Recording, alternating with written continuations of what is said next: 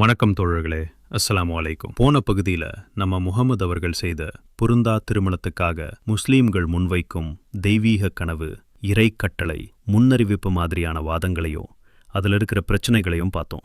முதல் 3 பகுதியை பார்க்காதவங்க டிஸ்கிரிப்ஷனில் லிங்க் இருக்கு, அதை பார்த்துட்டு இந்த 4ஆம் பகுதியை தொடர்ந்தால் இன்னமும் கொஞ்சம் ஈஸியாக புரியும். கண்டினியூட்டிக்காக 3ஆம் பகுதியை முடிச்ச இடத்துல இருந்து தொடருவோம். இறைக்கட்டளைங்கிற பேர்ல இச்சையடக்கம், சுய ஒழுக்கம், மனிதாபிமானம், அன்பு, கருணை மாதிரியான பண்புகளை தூக்கி எறியணுமா?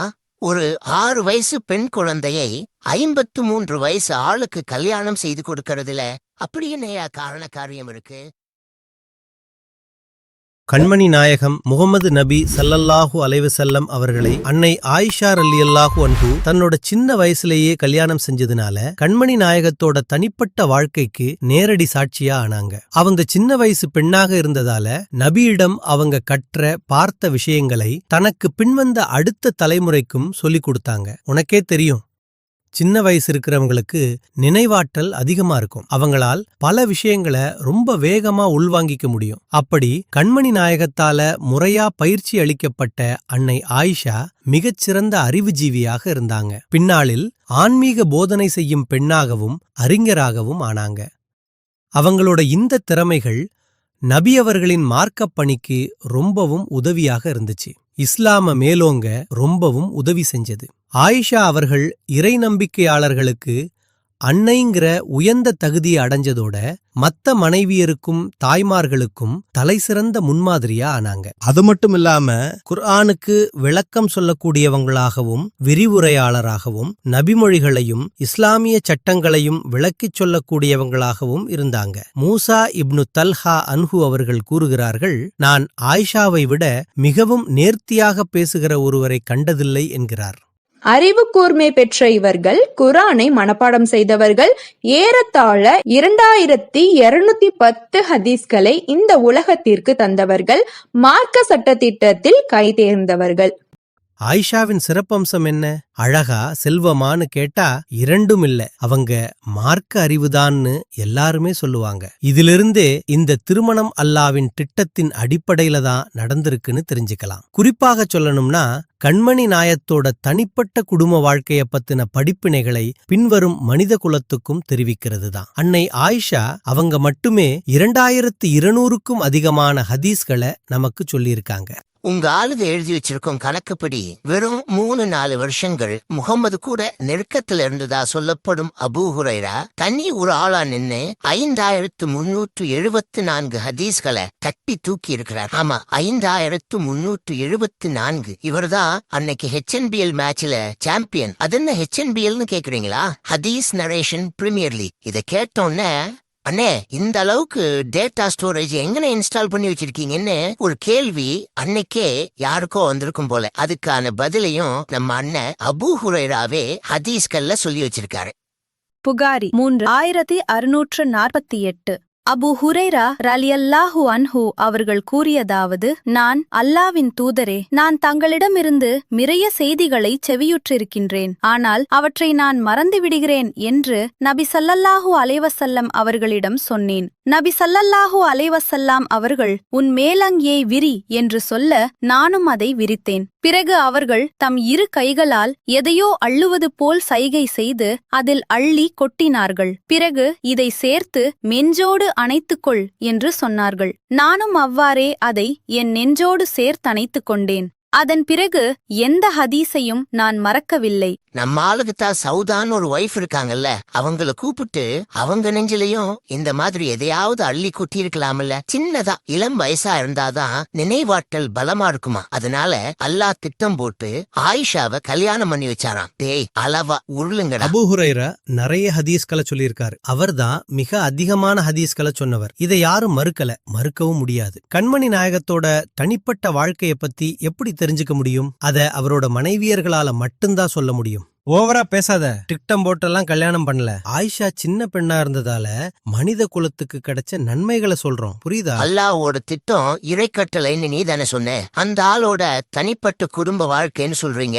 இங்கதான் இன்னும் பெரிய ப்ராப்ளம் இருக்கு. நீங்க ஒரு பக்கம் இது முகம்மதோட தனிப்பட்ட குடும்ப வாழ்க்கைன்னு சொல்றீங்க, அதே நேரத்துல அந்த தனிப்பட்ட வாழ்க்கைய எப்படி டாய்லெட்டுக்கு போனார், எப்படி கழுவினார், எப்போ குளிச்சார், எப்படி குளிச்சார், என்ன ட்ரெஸ் போட்டார், என்ன சைகை செஞ்சார், எந்த வைஃப் கூட எப்படி நடந்தார், எந்த ராத்திரியில யார்கிட்ட இருந்தார், எந்த விஷயத்துல யாரெல்லாம் பொறாமப்பட்டாங்க, எந்தெந்த இன்டிமெசி எப்படி நடந்துச்சுன்னு அணு அணுவா பிரிச்சு பிச்சு பிராண்டி ஹதீஸ் கலெக்ஷன், ஷரஹ, ஃபிக்ஹ, ஃபத்வா, மദ്രസா சிலபஸ்னு ஒரு பக்கம் மலை மாதிரி எழுதிக்கு வச்சிருக்கீங்க, இன்னொரு பக்கம் சோசியல் மீடியா வழியா உலகத்துக்கே பிராட்காஸ்ட் பண்றீங்க. அப்போ இது எப்படி ஒரு தனி மனுஷனோட தனிப்பட்ட வாழ்க்கையா இருக்க முடியும்? வர்றவன் போறவன்னு எல்லாரும் போகிறதுக்கு அது என்ன பப்ளிக் டாய்லெட்டா?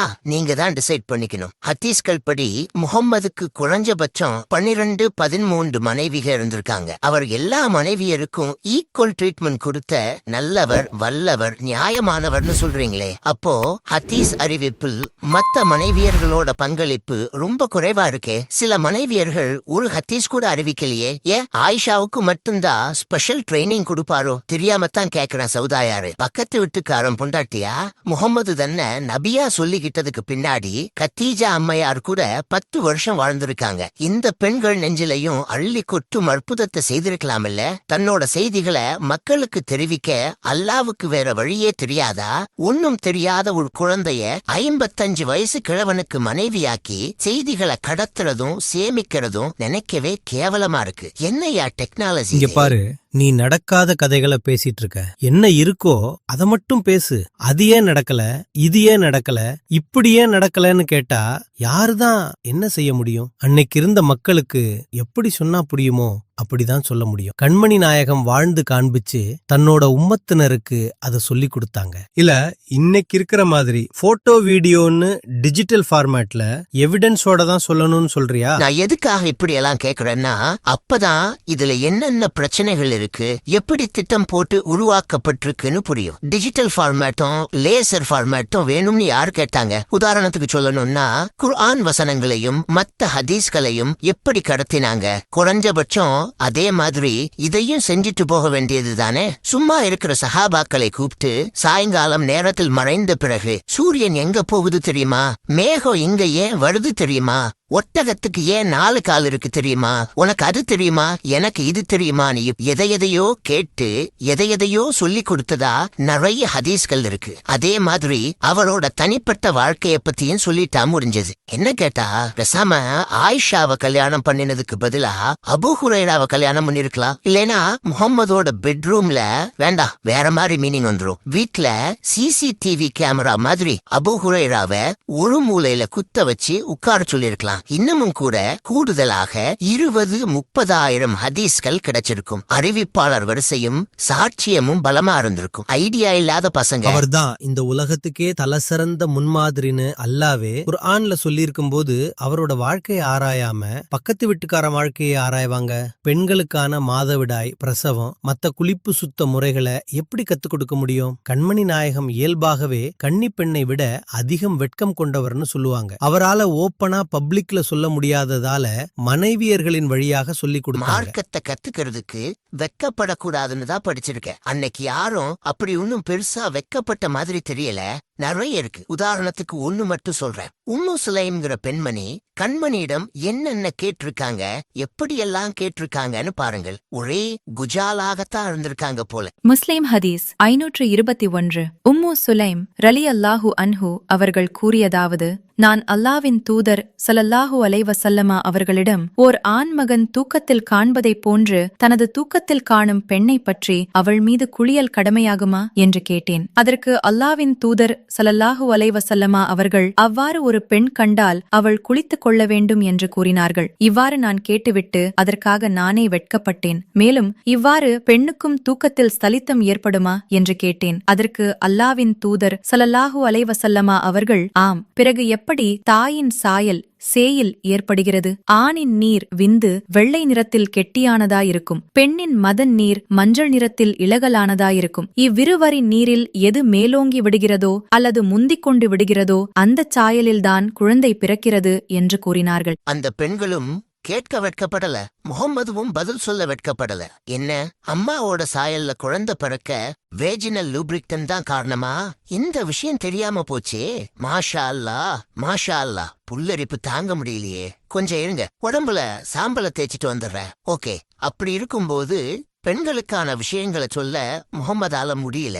அதனாலதான் ஆயிஷா தேவைப்பட்டார்னு சொல்றது நேரடியாவே கொலாப்ஸ் ஆகுது. அதாவது உண்மை என்னன்னா, தேவைப்பட்ட இடத்துல எல்லாம் அவரே நேரடியாவே சொல்லியிருக்காரு. அப்படின்னா இங்க ஆயிஷாவின் தேவை கட்டாயம் வேண்டி இருந்ததுன்னு சொல்றது டிவைன் நெசசிட்டி அல்ல, பின்னாளில் கட்டமைக்கப்பட்ட உருட்டு எக்ஸ்பிளனேஷன். முஸ்லீம் 521வது ஹதீஸ பார்த்து எதுக்கு சிரிக்கிற? சிரிக்கிறதுக்கு அதுல அப்படி என்ன இருக்கு? குர்ஆன் 76வது அத்தியாயத்தோட 2ஆம் வசனத்துல இத பத்தி சொல்லியிருக்கு.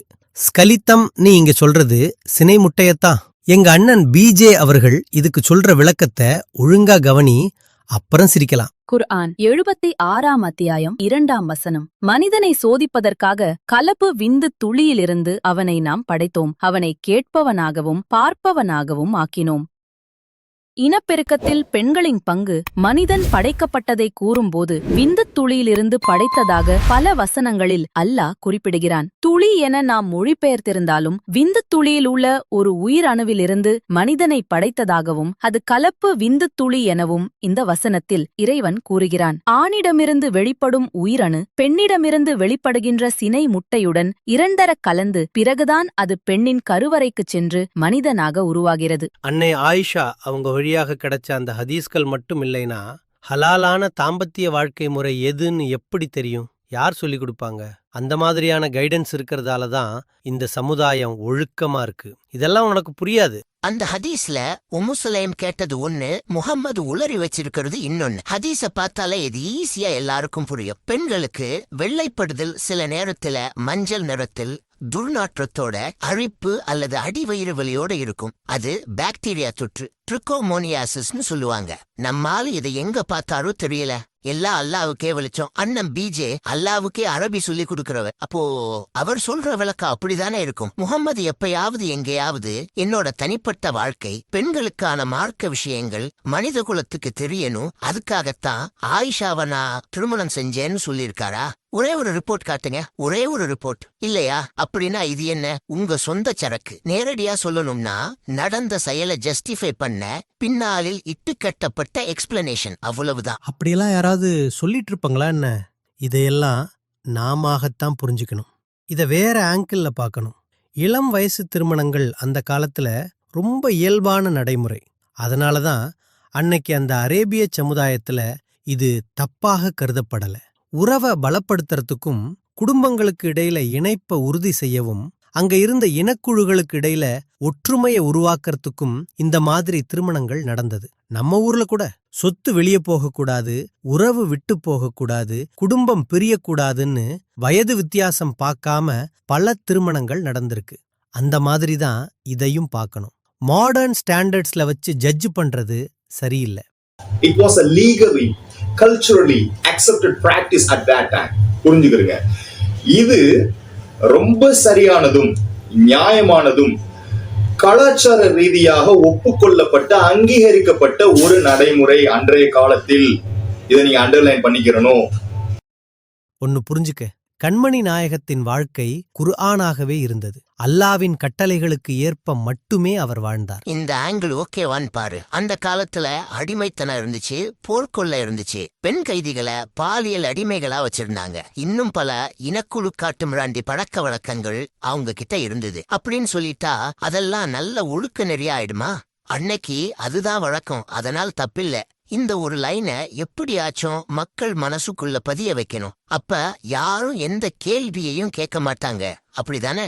2 தலைமுறைக்கு முன்னாடி போனா குழந்தை திருமணங்களுக்கு நிறைய உதாரணங்களை பார்க்க முடியும். என்னோட தாய் வழி பாட்டி கல்யாணமாகி எங்க தாத்தா வீட்டுக்கு வந்த பின்னாடிதான் பருவம் அடைஞ்சதா சொல்லுவாங்க. அப்ப அவங்களுக்கு வயசு 13. அப்ப எங்க தாத்தாவோட வயசு 19 தான். 63 இல்ல, 13க்கு 19, 6க்கு 53, ரெண்டையும் சேம் கேட்டகரி கொண்டு வர முடியுமா? யூதம், கிறிஸ்தவம், இந்துன்னு எந்த வரலாற்றுல பார்த்தாலும் இளம் வயசு திருமணங்கள் இருக்கலாம். இப்பவும் கூட ரேர் கேசஸ் இருக்கலாம். ஆனா நான் கேக்குறது, அவர்களும் பண்ணினாங்க, அதனால முகமது செஞ்சது சரியா? நீங்க சொல்ற மாதிரி இவர் மனித குலத்துக்கே சிறந்த முன் மாதிரி, இறை தூதர்களில் தலை சிறந்தவர், உலகத்துக்கே அருளாக வந்தவர், best example to follow. Entire மொராலிட்டியின் ஒட்டுமொத்த உருவம்னா இந்த குழந்தை திருமண விஷயத்துல அவர் ஏன் பெட்டர் எக்ஸாம்பிள் இல்ல? இங்க நம்ம ஊர் கதைகளை பத்தி எல்லோருக்கும் நல்லாவே தெரியும். நாம் பேசுறது 1400 ஆண்டுகளுக்கு முன்ன இருந்த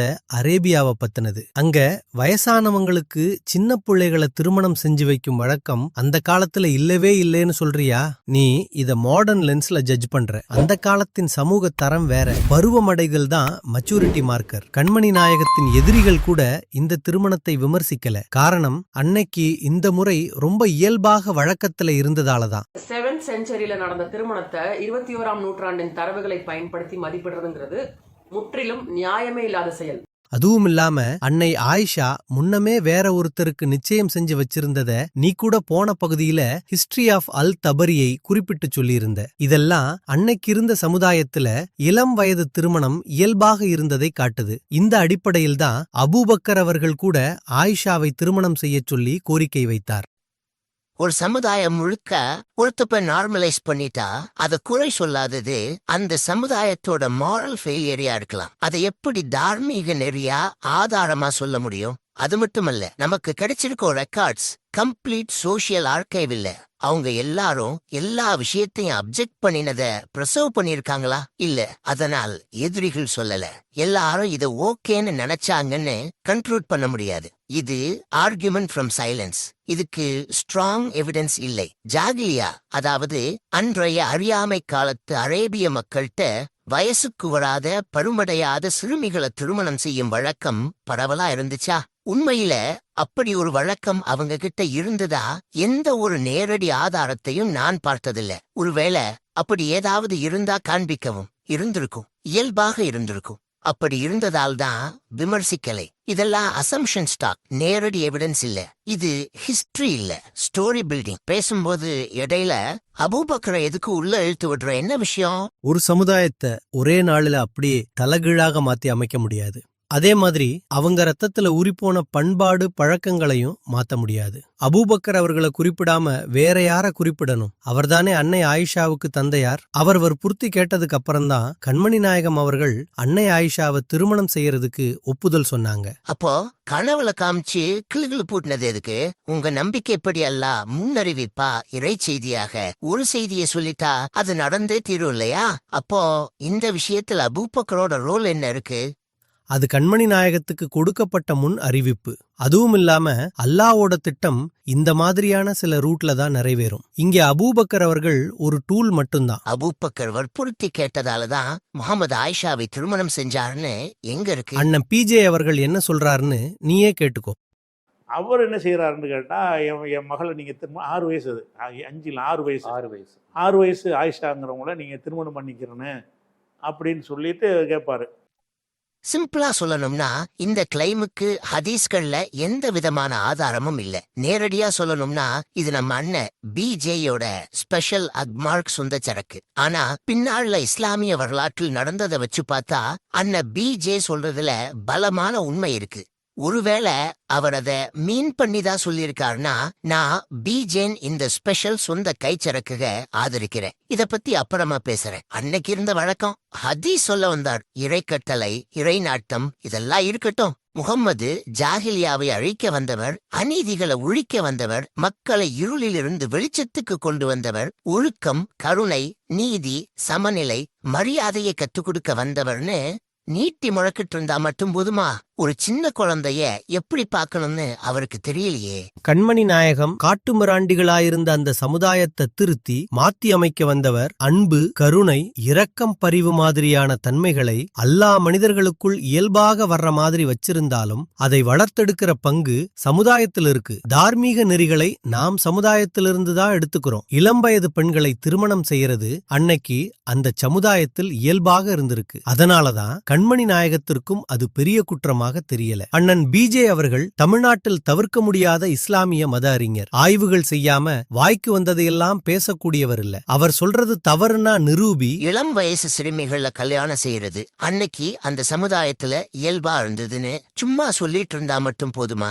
ஆதாரம் எங்க? சமூகத்தை திருத்த வந்தவர், மாத்த வந்தவர்னா முதல்ல என்ன செய்யணும்? அப்படியான மாற்றத்தை குறைஞ்சபட்சம் தன்கிட்ட இருந்து அவர் துவங்கி இருக்க வேண்டாமா? இல்லைனா என்ன அர்த்தம்? சமுதாயத்தை மாற்ற வந்தவர் சமுதாயத்தின் பழக்கங்கள்ல சிக்கி சின்ன பின்னமா ஆகி சிலதை மட்டும் தவிர்த்துட்டு சில கொடுமையான தவறான வழக்கத்தை தன்னோட வாழ்க்கையில கேரி ஃபார்வர்ட் பண்ணினார்னு தானே ஆகுது. அப்படியானால் முகம்மதை டைம்லெஸ் மாரல் மாடல்னு எப்படி சொல்ல முடியும்? அண்ணன் பிஜே ஒரு கிளைமை முன்வைக்கிறார்னா அதுக்கான ஆதாரத்தை அவர்தான் தரணும். இல்ல அவரை ரெஃபர் பண்ற நீயாவது தரணும். இத பத்தி அப்புறம் பேசுறேன்னு சொன்னேன். இறைவன் கட்டளைகளை கொடுக்கிறவரை கண்மணி நாயகமும் அதை பத்தின அறிவை பெறாதவரா இருந்திருக்கலாம். குர்ஆன் 46ஆம் அத்தியாயம் 9ஆம் வசனம். இறை தூதர்களில் நான் புதிதாக வந்தவன் அல்லன், மேலும் என்னை பற்றியோ உங்களை பற்றியோ என்ன செய்ய வேண்டும் என்பதை நான் அறிய மாட்டேன். எனக்கு என்ன வஹி அறிவிக்கப்படுகிறதோ அதை தவிர வேறெதையும் நான் பின்பற்றுவதில்லை. தெளிவாக அச்சமூட்டி எச்சரிப்பவனே அன்றி நான் வேறில்லை என்று நபியே நீர் கூறும். இந்த வசனத்துல கண்மணி நாயகம் அவர்கள் சுயமாக செயல்பட மாட்டார்னும் அவர் செயல்படுவது வஹியின் அடிப்படையில மட்டும்தான்னும் அல்லாவே சொல்றான். நபி அவர்கள் எந்த ஒரு செயலை செஞ்சாலும் அது வஹியாக அறிவிக்கப்பட்டதுதான். நபி அவர்கள் தாமாக சுயமா செயல்பட மாட்டார்கள்ங்கிறத புரிஞ்சுக்க முடியும். அல்லாஹ் கிட்ட இருந்து ஒரு நெறிமுறை வந்த பின்னாடி அதை மீறுவதுதான் தப்பு. இப்ப நீ சொல்றது டேஞ்சரஸ் பாயிண்ட். ஓ லாஜிக் படி அல்லாஹ் இன்புட் கொடுத்தாதான் மாரல் ஆக்ஷன் வரும். மத்தபடி அவரா சுயமா அந்த அளவுக்கெல்லாம் ரிஸ்க் எடுக்க மாட்டார்னா என்ன அர்த்தம்? முகமதுக்கு இண்டிபெண்டன்ட் மாரல் சென்ஸ் கிடையாதா? இது நபியை உயர்த்துறதா இல்ல அவமதிக்கிறதா? நான் சிம்பிளா ஒரு கேள்வி கேட்கிறேன். முகம்மது வட்டி தொழில் செஞ்சாரா? மது அருந்தினாரா? அட ஆமா இல்லன்னு ஏதாவது சொல்லு. இல்ல, அவர் மது குடிச்சதாகவோ வட்டி தொழில் செஞ்சதாகவோ எந்தவிதமான ஆதாரமும் இல்லை. அவர் இந்த மாதிரி செயல்களிலிருந்து விலகி இருந்தார். அன்னைக்கு இருந்த அரேபிய சமுதாயத்தில் வட்டி பெரிய எக்கனாமிக் பிராக்டிஸ், மது மிகப்பெரிய கலாச்சார விஷயம். இந்த ரெண்டுமே அவங்க சமுதாயத்தின் டிஎன்ஏவிலேயே இருந்தவைகள். அப்படி இருக்கும்போது முகம்மது மதுவிலும் விழல, வட்டியிலும் விழல. ஏன் அப்படின்னா இந்த விஷயங்களில் அவருக்கு ஒரு சுய கட்டுப்பாடு இருந்திருக்கு. ஆனா 53 வயசு ஆளு 6 வயசு குழந்தைய கல்யாணம் செய்யும் விஷயத்தில் மட்டும் அந்த கட்டுப்பாடு எங்கேயோ காத்துல பறந்து போயிடுச்சு. இல்ல அந்த சமுதாயம் அப்படித்தான் இருந்துச்சுன்னு எக்ஸ்கியூஸ் கொடுக்கும்போது அதே எக்ஸ்கியூஸ எல்லா விஷயத்துக்கும் பயன்படுத்த வேண்டியிருக்கும். ஆனா நீங்க இங்க செலக்டிவா மது விஷயத்தில் நபி உயர்ந்தவர், வட்டி விஷயத்தில் நபி தூயவர், சைல்டு மேரேஜ் விஷயத்தில் மட்டும் சமுதாயம் அப்படித்தான் அதனால அப்படித்தான் இருப்பார்னு சொன்னா என்ன அர்த்தம்? ஏன் இந்த செலக்டிவ் மாரல் பிளெக்சிபிலிட்டி? இதைத்தான் மக்கள் கவனிக்கணும். மனிதனோ இல்ல சமுதாயமோ ஒரே நாளில் அப்படியே தலைகீழாக மாறாது. படிப்படியான மாற்றங்கள் சரியானது. அதனால்தான் குர்ஆன் கூட படிப்படியாக தேவைக்கேற்ப இறக்கப்பட்டது. குர்ஆன் படிப்படியா இறங்கட்டும், இல்ல லிப்ட்ல இறங்கட்டும், இல்ல எஸ்கலேட்டர்ல இறங்கட்டும், இல்ல யாராவது கைத்த கட்டி இறக்கட்டும், முகம்மதுக்கு இறந்து போல குழந்தைகள் தவிர ஜைனப், ருக்கையா, உம்மு குல்தும், ஃபாத்திமான்னு 4 பொண்ணுக்கு இருந்திருக்காங்க. அவங்கள சின்ன வயசுலயே, அதாவது அவங்களுக்கு 6 அல்லது 7 வயசா இருக்கும்போது எந்தெந்த வயசான கிழவனுகளுக்கு கல்யாணம் செஞ்சு வச்சாரு? நேரடியா சொல்லணும்னா வரலாற்றில் கண்மணி நாயகத்தின் மகள்களோட பிறந்த வருஷங்கள் பத்தின குறிப்புகள் அவ்வளவு தெளிவா இல்ல. நிறைய மாறுபட்ட தகவல்கள் இருக்கு. அறிஞர்களுக்கு இடையில இதுல முரண்பட்ட கருத்துக்களும் இருக்கு. இஸ்லாமிய வரலாற்றுல இருக்கிற பெயர் குழப்பமும் வயசு குழப்பமும் சரி செய்யவே முடியாதது. மத்தவங்களை விடுங்க, முகம்மதோட குடும்பத்தினர் பத்தின தகவல்களே அத்தனை குழப்பங்களோட இருக்கு. இந்த தொடரோட முதல் 2 பகுதிகள்ல ஆயிஷா, ஃபாத்திமா வயசுல இருக்கிற குழப்பங்களை இது இதுக்காகத்தான் விரிவா சொன்னேன். இவங்க வரலாறுங்கிற பேர்ல முன்வைக்கும் ஹதீஸ்கள்ல அல்லது வேற செய்திகள்ல அல்லது சொல்லப்பட்ட விதத்துல முரண்பாடு இருக்குன்னா அத சொன்னவங்க தங்களோட பெர்ஸ்பெக்டிவையும் சேர்த்து சொல்லியிருக்காங்கன்னு நம்மளால புரிஞ்சுக்க முடியும். ஆனா வயசு மாதிரியான டேட்டாவை சொல்ற இடங்களில் ரொம்ப சாதாரணமாக 10 முதல் 15 ஆண்டுகள் வித்தியாசம் வருதுன்னா என்ன சொல்றது? அதுலயும் குறிப்பா முகமதோட மிக நெருங்கின சொந்தக்காரங்க வயசுல தான் நல்லா விளையாடி வச்சிருக்காங்க. உண்மையில் இதெல்லாம் வரலாறு தானாங்கிற கேள்விய தவிர்க்க முடியல. ஃபாத்திமாவை தவிர்த்து மத்த 3 மகள்கள் விஷயத்திலும் வயசு மட்டும்தான் பிரச்சனைன்னு நினைக்க வேண்டாம். இந்த 3 பேரும் கதிஜா அம்மையாரின் முந்தைய கணவர்களுக்கு தான் பிறந்ததுன்னு ஒரு குரூப். இல்ல 4 பேருமே முகமதுக்கு பிறந்தவங்க தான் இன்னொரு குரூப். இப்படி குழந்தைகள் யாருக்கு பிறந்ததுங்கிறதுலயே பெரிய குழப்பம் இருக்கு. கேட்டா முகமதோட தாடியில எத்தனை நரைமுடி இருந்துச்சுங்கிறது கூட நாங்க எண்ணி வச்சிருக்கோம்னு ஃபீல் ஆவிடுவாங்க. நீ என்ன எதிர்பார்க்கிற? விட்டா அன்னைக்கு வாழ்ந்த மக்கள் எல்லாரும் அவங்கவங்க பிறப்பு இறப்பு வாரிசு சான்றிதழ்களை சப்மிட் பண்ணணும்னு சொல்லுவ போல இருக்கு. அன்னைக்கு அந்த மக்கள்கிட்ட பிறந்த நேரம், காலம், வயது மாதிரியான செய்திகளை குறிச்சு வைக்கும் வழக்கம் அவ்வளவு துல்லியமா இருக்கு. ஆமா, அவங்களுக்கு பிறந்த நேரம், தேதி, வயது பத்தின அறிவில்லாம தான் ஆயிஷாவுக்கு 6 வயசுல திருமணமாச்சு. 9 வயசுல, அதுவும் முற்பகல் நேரத்துல தாம்பத்திய வாழ்க்கை துவங்கிச்சு. முகம்மதுக்கு 25 வயசுல கல்யாணமாச்சு. 40 வயசுல நபியாக தேர்ந்தெடுக்கப்பட்டார். 63 வயசுல அபூபக்கர் செத்தார்னு குறிச்சு வச்சாங்களா? இல்ல இதுவும் கப்சாவா? இதெல்லாம் விவரமா நோட் பண்ணி இருக்கும்போது முகம்மதோட மகள்கள் வயசு பத்தின தெளிவான குறிப்புகள் இல்லைன்னு சொல்றது வேடிக்கையானது. இதெல்லாம் திட்டமிடப்பட்டதா இல்ல தற்செயலானதா? இத பத்தி பேசினா இன்னைக்கு தீராது.